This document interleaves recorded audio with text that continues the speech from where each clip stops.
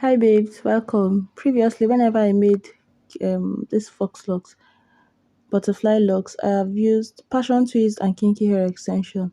This time around, we are using only kinky hair extension because passion twist is expensive and it turned out perfect.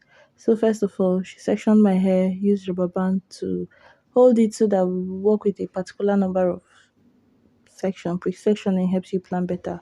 So the highlight of this tutorial is if you want to reduce the discomfort, you know how you feel after making knotless braid. If you want to achieve that knotless braid feeling for these locks, what you're going to do is when latching the hair extension to the person's hair, instead of going all the way to the scalp, you're going to see how she used the latch hook to attach the hair extensions. And then when she went ahead and wrapped it, I finished making this hair and I felt nothing, no pressure anywhere.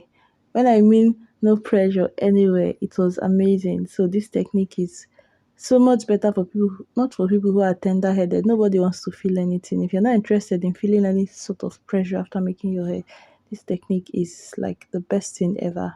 So I'm going to let you watch. If you have any question, of course, please leave it in the comment section, and I promise you I reply all my messages.